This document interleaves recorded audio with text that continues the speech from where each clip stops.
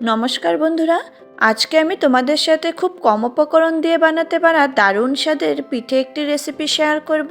হ্যাঁ বন্ধুরা, পিঠেগুলো দেখতে গুজিয়া বা পিরুকিয়ার মতো হলেও এগুলো গুজিয়া নয়। পিঠেগুলো এত মুচমুচে হয় যে তোমরা বেশি করে বানিয়ে রেখে 1 মাস পর্যন্ত খেতে পারবে। স্বাদের কোনো পরিবর্তন হবে না। পিঠেগুলো বানানোর জন্য আমি এখানে নিয়েছি 2 কাপ ময়দা। এবার ময়দার মধ্যে দিয়ে দিচ্ছি 1 টিস্পুন লবণ ও হাফ টিস্পুন কালো জিরে, আর দিয়ে দিলাম 2 টেবিল চামচ তেল। আমি এখানে রাইস ব্র্যান্ড অয়েল দিয়েছি, তোমরা চাইলে সাদা তেলও দিতে পারবে, তবে সর্ষের তেল দেওয়া যাবে না। প্রথমে সমস্ত শুকনো উপকরণগুলো ভালো করে মিশিয়ে নিচ্ছি, তারপর জল দিয়ে মেখে নিব। তবে তার আগে অল্প ময়দা হাতে নিয়ে এইভাবে মুঠ করে দেখে নিতে হবে, যদি দলা ভেঙে যায় তাহলে আরেকটু তেল অ্যাড করতে হবে। প্রথমে 2 টেবিল চামচ তেল দিয়েছিলাম, এখন আবার 2 টেবিল চামচ তেল যোগ করলাম। আমি এখানে 2 কাপ ময়দাতে 4 টেবিল চামচ তেল দিয়েছি। এবার সুন্দরভাবে দলা পেকে যাচ্ছে, তার মানে পারফেক্ট হয়েছে। এখানে মগের মধ্যে আমি নিয়েছি গরম জল দিয়ে ময়দাটুকু মেখে নিব। তবে এই ময়দার ডোটি সফট হতে হবে না, একটু শক্ত হলেও চলবে। ময়দাটুকু ভালো করে মেখে নেবার পর ঢেকে একটি সাইডে রেখে দেব, ততক্ষণে নারকেলের পুর তৈরি করে নিব। এখানে কড়াই একটিতে নিয়ে নিয়েছি একটি বড় সাইজের নারকেল কোড়া, আর নিয়েছি 200 গ্রাম গুড়। যেহেতু আজকে নারকেলের পুরটা আমি গুড় দিয়েই তৈরি করব, তাই গুড়ের পরিমাণ একটু বেশিই নিয়েছি। তোমরা চাইলে চিনি দিয়েও বানিয়ে নিতে পারবে, আর মিষ্টিটা তোমাদের স্বাদ মতোই দিবে। প্রথমে নারকেল আর গুড় ভালো করে মিশিয়ে নিলাম, তারপর গ্যাস অন করব। গুড় মেল্ট হওয়ার জন্য প্রথমে হাই ফ্লেমে নারকেল ভেজে নিব। 5 মিনিট পরই দেখো বন্ধুরা, গুড় প্রায় মেল্ট হতে চলেছে। এবার গ্যাসের ফ্লেমটি মিডিয়াম রেখে আরও 10 মিনিট ভেজে নিব। তবে মাঝে মাঝে নাড়তে থাকতে হবে, না হলে নারকেল কড়াইতে লেগে যাবে। 10 মিনিট পর দেখো বন্ধুরা, নারকেলের কালারটা চেঞ্জ হয়ে এসেছে। এবার গ্যাসের ফ্লেমটি লো করে আরও 5 মিনিট ভেজে নিব।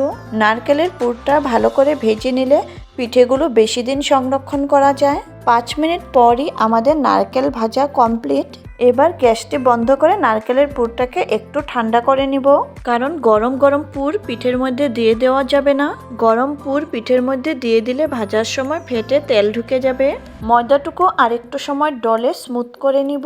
আমরা এই পিঠেটাকে বকু পিঠে বলি, যেহেতু এটা পুলি পিঠের মতো বানানো হয় আর তেলে ভাজা হয়, তাই এটাকে তোমরা ভাজা পুলিও বলতে পারবে।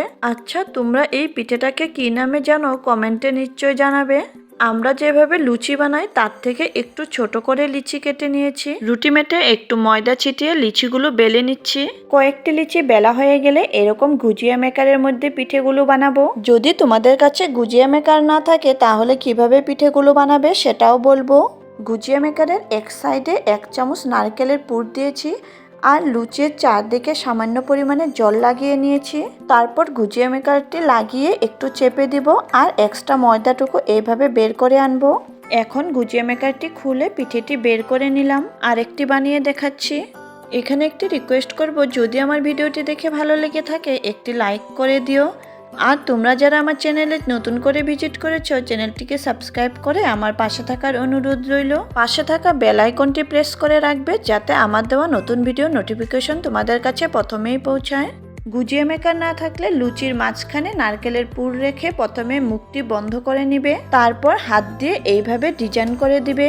হাত দিয়েও কিন্তু সুন্দর একটি ডিজাইন তৈরি হয়, যেটা নাকি আমার খুব পছন্দের। তোমরা চাইলে কিনারটা কাঁটা চামচ দিয়েও ডিজাইন করতে পারবে। প্রথমেই লুচির মাঝখানে নারকেলের পুর রেখে মুখটি বন্ধ করে নিবে, তারপর কাঁটা চামচ দিয়ে কিনারটা এইভাবে প্রেস করে দিবে। এটাও কিন্তু খুব সুন্দর একটি ডিজাইন। এইরকম ভাবে সবগুলো পিঠে বানিয়ে তৈরি করে নিব। পিঠেগুলো তৈরি হয়ে গেলেই চলে যাব গ্যাসের দিকে। গ্যাসে কড়াই একটিতে অল্প বেশি করে সাদা তেল গরম করে নিয়েছি। তেল ভালো করে গরম হয়ে যাবার পর গ্যাসের ফ্লেমটি কিন্তু লো করে নিয়েছি।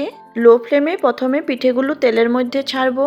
পিঠেগুলো কিন্তু তেলের মধ্যে একটির উপর আরেকটি দিয়ে দেওয়া যাবে না, যে কয়টি কড়াইয়ের মধ্যে ভালোভাবে আসে সেই কয়টিই দিতে হবে। কারণ বেশি পিঠে কড়াইয়ের মধ্যে একসাথে দিয়ে দিলে পিঠেগুলো ফুলার জন্য স্পেস পাবে না। লো ফ্লেমে পিঠেগুলো 5 মিনিট ভেজে নেবার পর যখনই পিঠের মধ্যে এরকম কালার চলে আসবে, তখনই কিন্তু গ্যাসের ফ্লেমটি মিডিয়াম করে দিতে হবে। লো টু মিডিয়াম ফ্লেমে পিঠেগুলো ভেজে নিলে খেতে খুবই মুচমুচে হয়, আর অনেক দিন পর্যন্ত মুচমুচে থাকে। আস্তে আস্তে কিন্তু পিঠেগুলোর মধ্যে সুন্দর একটি কালার চলে এসেছে, তার মানে এইগুলো পারফেক্টভাবে ভাজা হয়েছে। এবার গ্যাসটি বন্ধ করে এগুলো নামিয়ে নিব। বাকিগুলোও একইভাবে ফ্রাই করে নিব। তৈরি হয়ে গেল খুব কম সময়ের মধ্যে দারুণ স্বাদের বকু পিঠে। এই পিঠেগুলো বেশি করে বানিয়ে রেখে কিন্তু তোমরা চায়ের সাথে যখন ইচ্ছে তখন খেতে পারবে। খেতে খুব ভালো লাগে। শব্দ শুনে তোমরা হয়তো বুঝেই গিয়েছো পিঠেগুলো কেমন মুচমুচে হয়েছে। তাহলে আজকের মতো আসি, আবার আসবো নতুন কোনো রেসিপি নিয়ে। বাই।